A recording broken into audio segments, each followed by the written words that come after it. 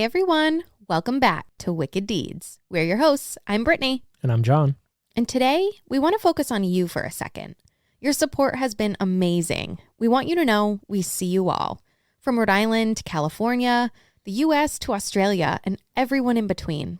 Like you over there, Ireland, we see you. Thank you so much for tuning in. We want to engage with you all, talk with you about these cases, and see which ones you want to hear about going forward. If whatever platform you're listening on right now allows reviews, can you stop and do us a quick favor? Can you please leave us a 5-star rating there? The more reviews we have, the more people we can reach, and it helps us more than you realize. With your help, we can continue bringing you new episodes each week, and eventually, even more. Now, with all of that out of the way, today's story. I can't believe I've never heard of. I'm a little disappointed in myself. This case is essentially the catalyst for the writing of my favorite horror movie ever, Scream. We must have watched it 5 times leading up to Halloween. It's so good. Scream was released in 1996 and tells the story of Sidney Prescott, whose mother is murdered a year prior to when the movie begins. She and her small town are terrorized by a murderer wearing a ghost face mask that uses famous Halloween film references as their inspiration. If you've never seen Scream, you need to watch it. There have since been multiple sequels and even a TV series adaptation, but nothing compares to the first. I will warn you, if you've yet to watch the movie and continue listening, there will be some spoilers. The general concept of the movie was based on a true story, something that I'm ashamed to say I was unaware of. Today, we'll be talking about the Gainesville Ripper, an absolutely brutal case revolving around a sadistic killer. This episode is not for the faint of heart. So if you're ready, let's get into it.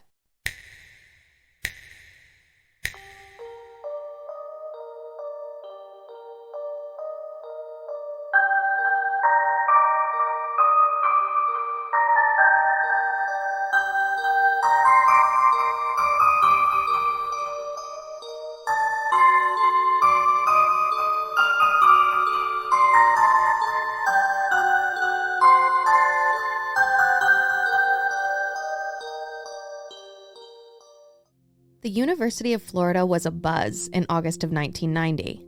The weekend of August 25th was filled with excited college students moving into their dorms and nearby apartments, ready to start their school year. But little did they know that Gainesville would be bathed in blood over the next few days, and the host of 5 brutal murders that would change their town forever. Christina Powell and Sonia Larson just began settling into their off-campus apartment. Classes were starting Monday the 27th. The girls were so excited to be living together, out on their own and away from parents who, as most parents are, were worried about their little birds leaving the nest. They would have felt more comfortable with their daughters living on campus, where they believed it to be safer, but unfortunately, all dorms had already been filled. The Williamsburg Village Apartments was the next best thing, and only a short distance from the school. On the morning of Sunday, August 26th, Christina's parents would begin to worry. They called and called, but were unable to get in touch with her. Maybe the girls hadn't had time to set up their landline yet? No, something seemed wrong. They were already nervous of her living situation, and now they can't get her on the phone. It's enough to make a parent's heart race. They rush to her apartment, they knock, no answer, and the door's locked. They can't get in. They scramble to find the apartment manager to ask for help. The police are called. They should be there when entering someone's apartment without their consent, especially under these circumstances and not knowing what may be hiding behind closed doors. Law enforcement arrives on scene and are escorted to the apartment door. They enter. The apartment manager and maintenance man only steps behind. Moments later, a scream. Oh God. Oh God. The maintenance man wails. He runs out of the apartment screaming, unable to restrain himself from vomiting. Christina's parents bear witness to his panic and their hearts sink. A ball of grief forms in their throats. They know something terrible's happened. The apartment manager stated in an interview that she tried to keep her cool, tried to just walk out of the apartment. She wanted to avoid alerting the family to the atrocities she had just observed. But with her colleagues' hysterics, that was impossible now. The scene in Krista and Sonia's apartment was nightmarish. How could anyone do such things to another human being, let alone these 2 young, innocent girls? Christina's body was found on the floor of the living room. She'd been raped and stabbed to death. Sonia's upstairs in her bedroom. She'd been killed in a similar manner, but her body appeared to be posed in a seemingly provocative way. She was nude, lying on her back, hair fanned out, and her feet on the floor. This appeared to be done purposely by our suspect, as she'd fought, been stabbed in the back. There was no way her body would have come to rest in such an odd position. How terrible of a thing for this to happen, and even more so, for the family to be there as it was uncovered. Police notify the coroner's office and hurry the parents away before they can witness anything further. As police investigate the scene, they identify a few peculiarities. It appears as though duct tape had been used on both of the girls, but was removed at some point and left behind a sticky residue on their bodies. They also noticed that the remains had been washed with soap and other cleaning materials found around the apartment. This led investigators to believe that their suspect had some knowledge in how to remove physical evidence from a scene and was trying to cover their tracks. Authorities, troubled with their findings, were unsure what they were dealing with at this point. Was this a targeted attack? Did the suspect know these victims? The next morning, the town, already reeling with what had occurred, is flipped upside down when another young female was found brutally murdered. Krista Hoyt's body would be found the following morning, August 27th, in her apartment. Hoyt was scheduled to work the graveyard shift as the records clerk for the Alachua County Sheriff's Office the night before, but she never arrived or called out sick. Krista had aspirations of becoming a police officer and had been using this job as a stepping stone to get her foot in the door. She would never pull a no-call, no-show. Officers, some of which were her friends, would arrive on scene that morning and discover an even more gruesome scene, as hard as that is to believe, than that of the day before. Krista had been raped, stabbed, and mutilated. Her head severed from her body, decapitated. The killer had posed her head on a shelf facing the door so it would be the first thing anyone walking in would see. It's sickening, abhorrent, the lengths this killer would go, and for shock value to those that found this poor girl. Krista's body lay headless, but posed the same way as Sonia's, lying on the bed with her feet on the floor in a sexualized fashion. It's clear now, these two merciless crimes were undoubtedly linked. The similarities between the two made that evident. As police continue to investigate, they discern that both residences are lined by a thick, wooded area, and it appeared as though the suspect had pried his way in using a flathead screwdriver. This led investigators to believe that the assassin crept his way quietly through the woods both before and after he committed his heinous acts, moving practically unseen to those in the area. At this point, panic had set in across the community. Students attending the University of Florida, their families, local residents, were filled with dismay. Students began arming themselves, sleeping in large groups for protection. Some, rightfully so, even fled the area, returning home until the culprit was apprehended. Though, the plight shrouding the city of Gainesville was not over. Unfortunately, there would still be one more day of horror, when 2 additional college students would be found slain in their home. On August 28th, the bodies of both Manuel Taboada and Tracy Paulez would be discovered at the Gatorwood Apartments. Manuel, the only male killed during this rampage, appeared to be collateral damage. It seemed as though the killer had targeted Tracy. She resembled the other women, petite, brown eyes, and brown hair.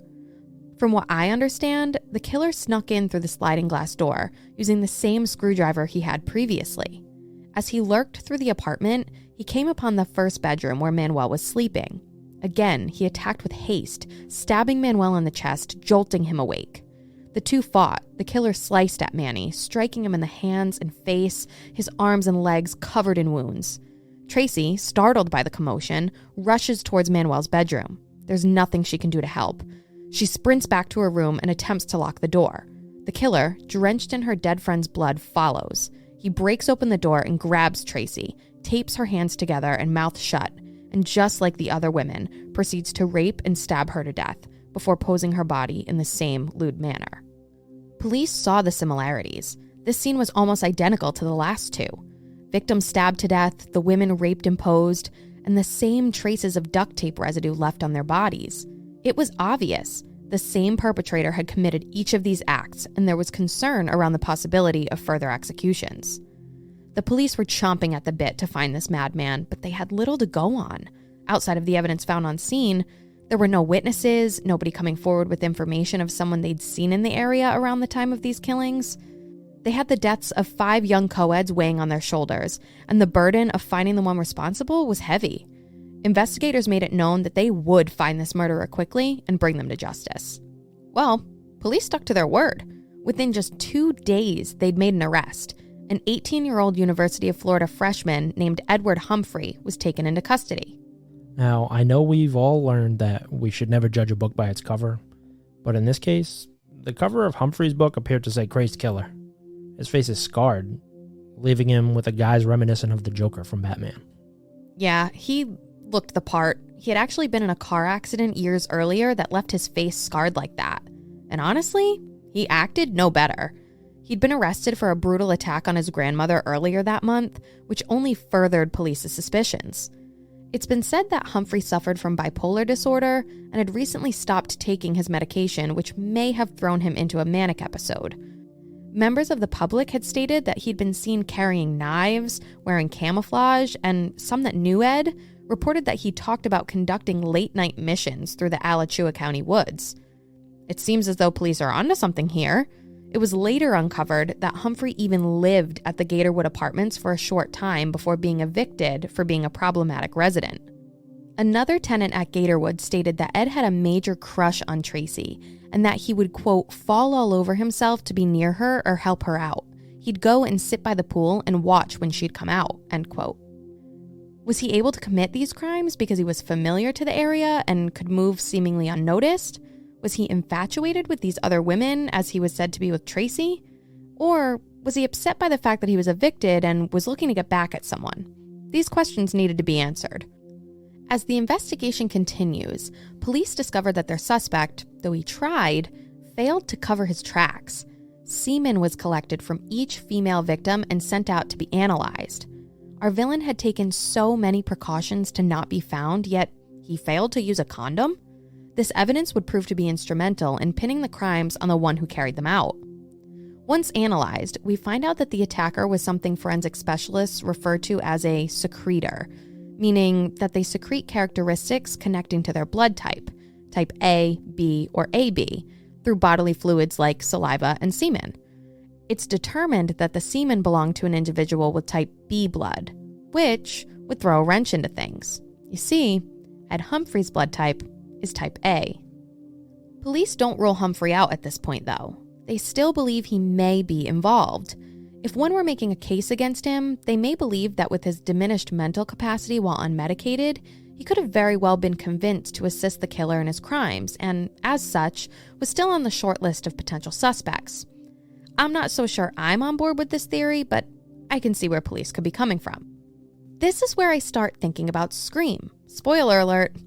It made me think about the partnership between Billy and Stu, how one would always have a blatant alibi while the other was out terrorizing and killing.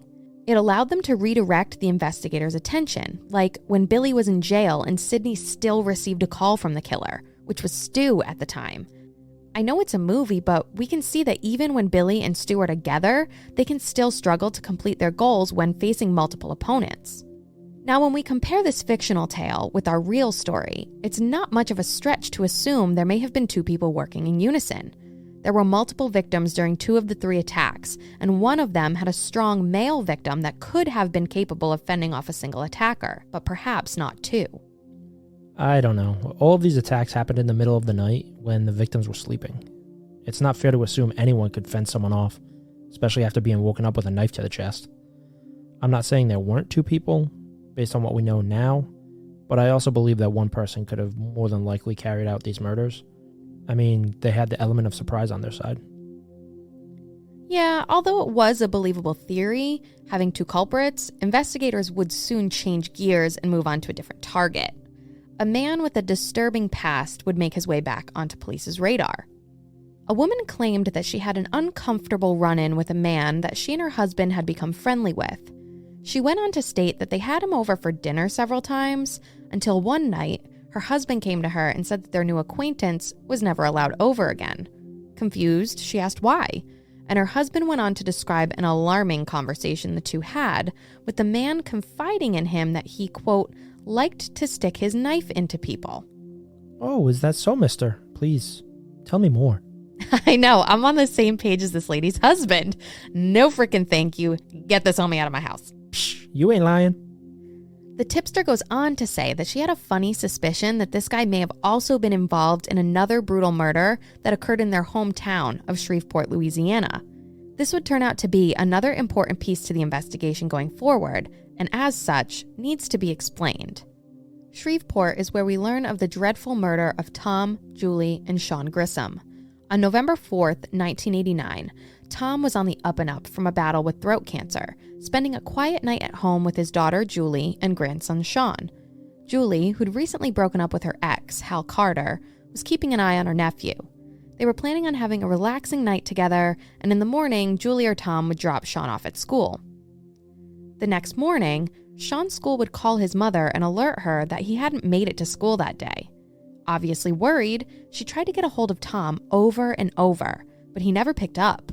She immediately called the police and requested a well-being check. Police would in turn contact Tom's neighbors and ask that they go over to his house and check on them. That doesn't sound right. Since when did police departments outsource their calls to citizens? Seems like an odd request to me. Maybe this was like a tiny community where everybody knew each other, so it was more like a friend asking another friend to do a favor, as opposed to a cop asking a random person to do their work for them. I mean, regardless, it doesn't sound right to me. Who knows what this person can find when they get there? I mean, they could be scarred for life. Yeah, no, I totally agree. It just doesn't seem right. Well, either way, 3 neighbors ended up walking over to the Grissoms to see what was up. They stated that everything seemed normal upon first glance, but when they attempted to enter the laundry room, they were met with resistance. Tom's dead body was slumped over, barricading the door. The neighbors mentioned they couldn't even tell it was Tom at the time and ran from the home for fear of seeing anything further. Thank God they ran, because what would be uncovered in the rest of the house was horrifying. As police arrived on scene and secured the rest of the home, they found a sight no one should ever have to see. Sean was in the living room, his body folded forward with a large stab wound in his back, so severe it had gone all the way through his chest. As gruesome as this was, Julie's body was what investigators found traumatizing. She'd been brutally raped and stabbed, mangled even. Her breast had been bitten by her attacker, and as we've heard before, her body posed. She was laid out on the bed, nude, with her feet on the floor. This, of course, matches the way the female victims in the Gainesville case were found. While police continued to search the scene, they discovered that Julie had been wiped down with vinegar, and her clothes were placed in the washing machine, as if to destroy any physical evidence. The duct tape used to bind her body had still left behind a sticky residue. It's pretty obvious that there's a trend here. Oh, 100%. This may have been the killer's first foray into this type of murder, and it's possible he developed a taste for it as time went on. Authorities would mention that there were no signs of a struggle, suggesting that the Grissoms were all surprised by their attacker. At the time of the murders, it's believed that Tom was outside grilling steaks while Sean was inside eating his Halloween candy, watching TV with Julie. Ugh, it's so sad to think that something like this could happen. You're just there enjoying a relaxing night with family when a crazed lunatic comes in after you. I know, it makes me think about how people felt so safe in the 80s and 90s, leaving their doors unlocked. You'd never catch me doing that today. It's the middle of the afternoon and I'm making sure that every door and window I have is locked. I know. But imagine the fear going through this small town now. Everyone must have had their stuff locked tight, fearing, that they could be next. Oh, absolutely. I'm sure they were all keeping an eye out for each other. Like I had briefly mentioned earlier, Julie had recently broken up with her ex, Hal Carter, and we know where this is going. Well, let me guess. Hal is now the person of interest in the murders. You got it. Carter, a 39-year-old lawyer working in the Louisiana area, would be questioned by police. He's able to provide an alibi, showing he was away on a business trip in Atlanta the night of the murders, but that didn't stop the vultures from circling. The media goes crazy for this guy, and his career, reputation, hell, his whole life is ruined. Stories were being spread that he was the killer, regardless of his alibi. Hal had even stated that the media believed he, quote, was a clever defense attorney who committed the perfect crime. They believed he knew his way around a crime scene and understood that getting rid of physical evidence would get him off the hook. So they continued to run with the story, accusing Hal and dragging his name through the mud, forcing him to move away and look for a fresh start. come on, there's no way that it's Hal, especially with the knowledge of the tip, the similarities with the Gainesville murders. It's almost a guarantee that it's not. You may be right, but it's important to talk about Shreveport because it's another despicable act leading police closer to capturing the killer involved in all of these deaths. Now, with this information I'm about to tell you, I want you to take some of it with a grain of salt. The accuracy is definitely questionable, having come from the mouth of the same deranged mind we'll be talking about. We as humans seem to have a fascination with the sick and twisted and want to know what it is that makes these degenerates do the things they do. But it's important to not put them on a pedestal. They're not the important ones. It's valuable to learn from them, but never to glorify them for what they've done. Well, based on the information police received from the tipster, they began looking into Danny Rolling, a man born in 1954 in Shreveport, Louisiana, to his 19-year-old mother Claudia and father James, a police officer. It's been said that James had suffered PTSD from his time serving in the Korean War and may have subsequently aimed his rage at Danny. This was believed to have been expressed through verbal abuse, eventually escalating to physical abuse as Danny got older. I can already tell where this is going, and I know that people's adulthood can be blamed on things that happened during their childhood, but let's not discount the fact that some people just grow up problematic. James very well could have suffered from his own issues, but if this guy, Danny, grows up to be a freaking killer, I don't think we can use abuse as a cop-out. Plenty of people grow up in a difficult household and don't go around attacking others. Well, from what I could find, due to the severity of the abuse, Danny claimed that he developed multiple personalities as a coping mechanism. Allegedly, there were two. Enad, Danny, spelled backwards, who was supposed to be a bad person but not vile. The second, Gemini, a menacing alter ego who would go on to be responsible for his most heinous acts. Yeah, I call bullshit just from what I've heard, and assuming this is our killer. He's totally the type to make this up and start believing his lie. It's like he wants to craft a story around himself to seem even more dastardly. I mean, it could be true, or you're totally right, and he's just using it as an excuse as to why he's such a ruthless lunatic. To go further with that, I did see that several mental health specialists stated this information was completely false, and that there was no clinical evidence to substantiate his claims of having these additional personalities. This has to be one of the worst kinds of killers. It's like they're so delusional that they commit these messed up exploits, but then attempt to create this fictional narrative around themselves to make themselves the center of this grand story. It's really sickening. I know, and it's crazy to think that there are people out there like this. And I had actually found another piece of information you might find interesting. It more or less dismisses Rolling's claims of multiple personalities. Apparently, in the 70s, he was married to a woman named Omatha for a few years. She would later state that he never mentioned any abuse as a child. So, what I found interesting about this is that Omatha's married name later in life is Loomis. Like Billy Loomis. Come on, this can't just be a coincidence. No way. What are the freaking odds? In May of 1990, Danny and his father, who was chief of police at the time, got into a heated argument, at which time Danny disarmed his father, taking his firearm and shooting him in the head. Believing James was deceased, Danny fled the scene. He began a feverish stint of robberies and killings over the next several months, though, unbeknownst to Danny, his father would survive the brutal attack. A bullet to the head caused hearing impairment and the loss of sight in one eye, but James lived to tell the tale, and a manhunt for Danny Rolling ensued. Over the coming months, Danny became an absolute nuisance. He would steal anything he needed and went on to swipe someone's car, driving it through Louisiana, making his way down to Florida. Once there, he went on to carry out multiple robberies. The most notable of these would be that of the First Union Bank on August 27, 1990. Following the heist, police began tracking their suspect through the woods, but would come out empty-handed. As officers searched the area where their culprit was last seen, they came across something interesting. It appeared as though they had stumbled upon the thieves' campsite. They found money stained pink by dye packs and a ski mask. This was definitely their guy. As they continue searching, police also locate duct tape, a large knife, and a tape recorder. Are you thinking what I'm thinking? All the items our killer would have had in their possession. And the date, August 27th, the day Krista Hoyt's body was found. Could he have just used this weapon on his victims? Did he record the attacks on the tape recorder? Police must be making this connection.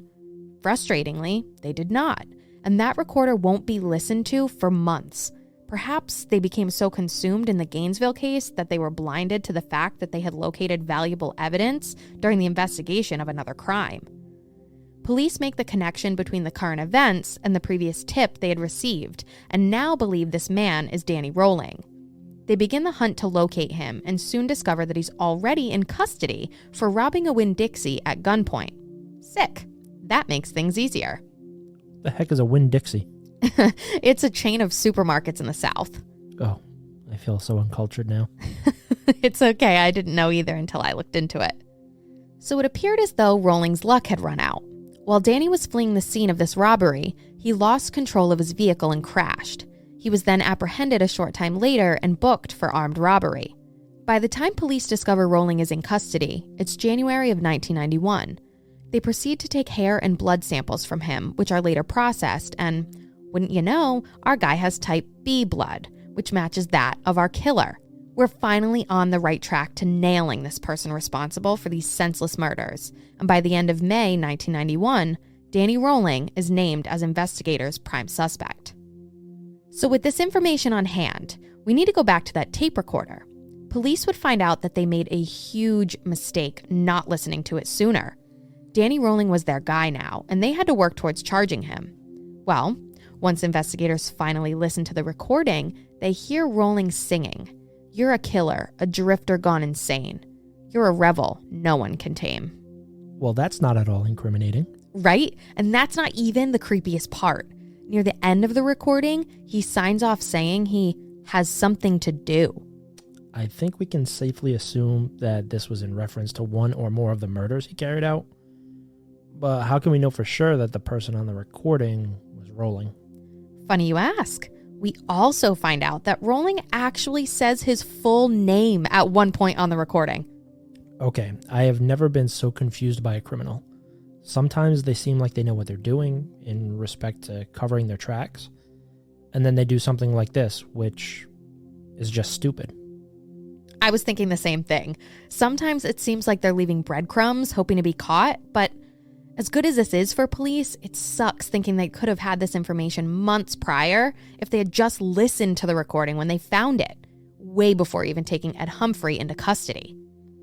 Yeah, I don't get that. It seems like a pretty big oversight, even for the people investigating the robbery. Their suspect could have left information incriminating themselves on the tape recorder in regards to those charges, let alone being able to link this person to the Gainesville murders. Yeah, and not only the tape recording, but the campsite itself stood out too. Like we talked about before, it seemed like all of the Gainesville victims lived around wooded areas. This would have been the exact type of hideout you'd think the killer would have been plotting from.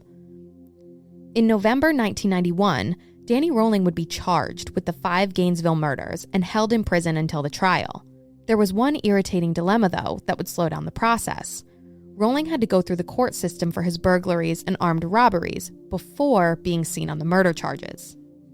Yeah, and we all know how slow the judicial system can be, too. It's so irritating when essentially you have someone dead to rights for a crime, but you have to go through the whole rigmarole.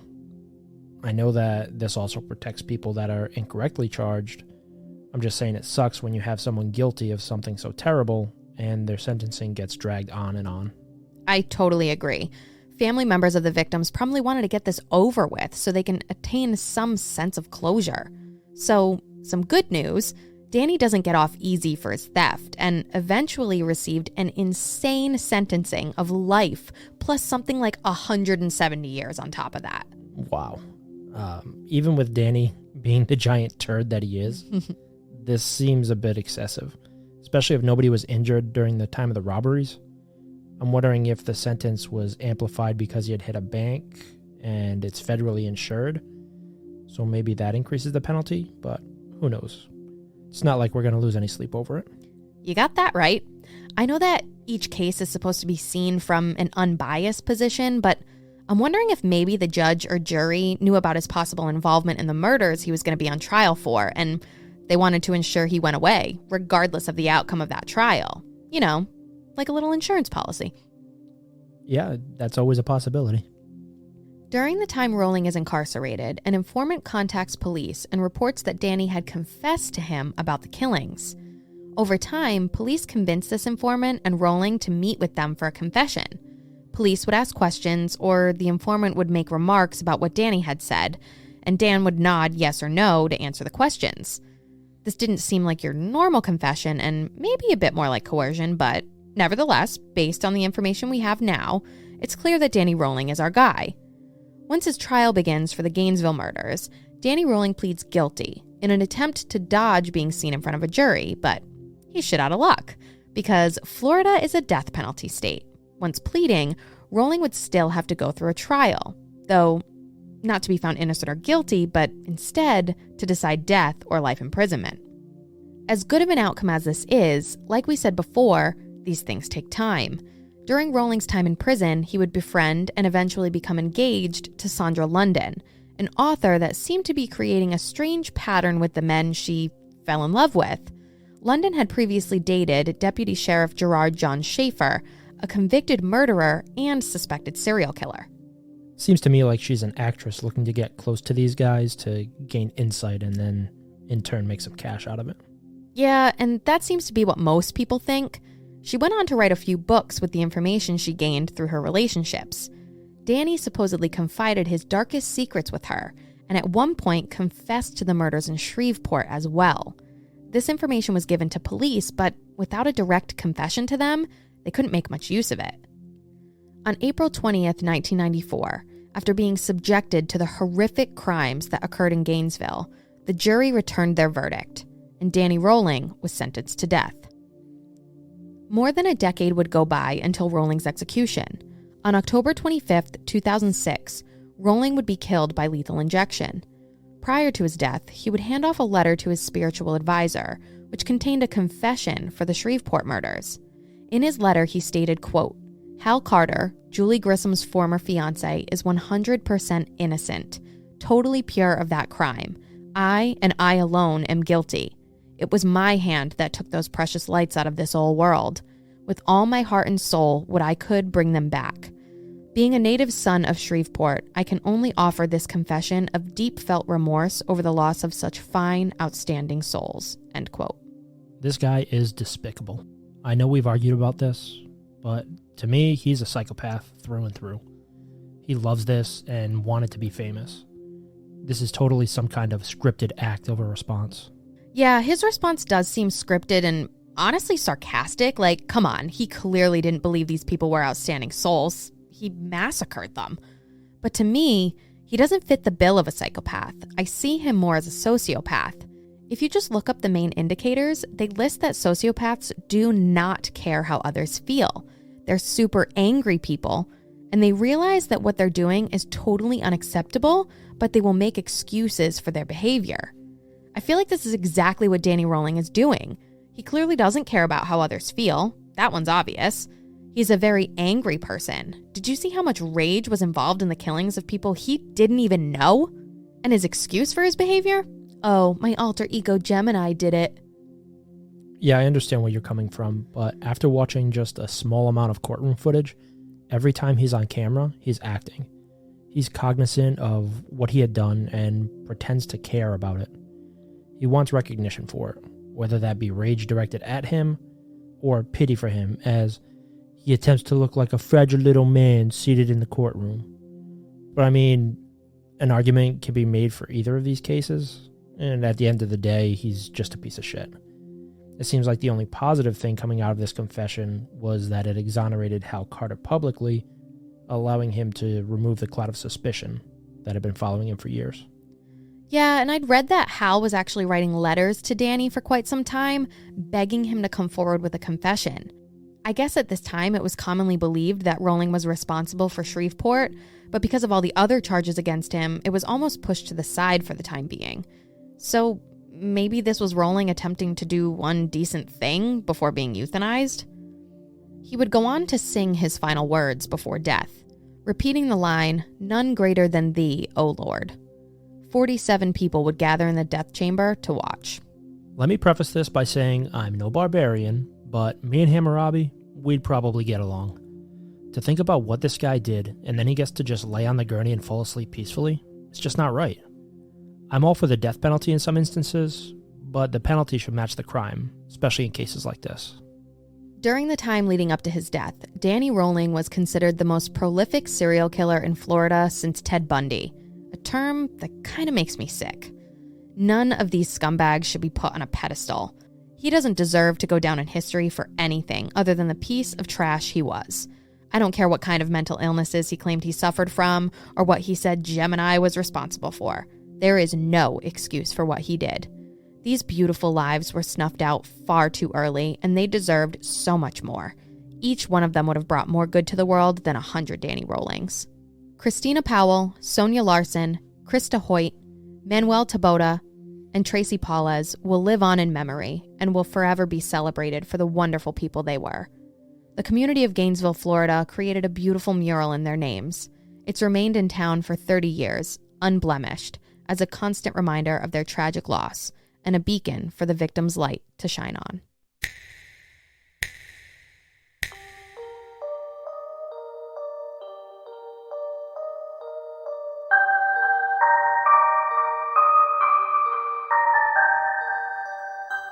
Thank you all so much for tuning in every week. We're so happy to have you here. Make sure to leave us a 5-star review before you go and follow us on our socials. You can follow us on Instagram at wicked.deeds.podcast and on Twitter at wickeddeeds. Don't forget to visit our website, wickeddeedspodcast.com, to take a look at any photos from this episode and view our source material. But most importantly, tune in next week for an all-new episode.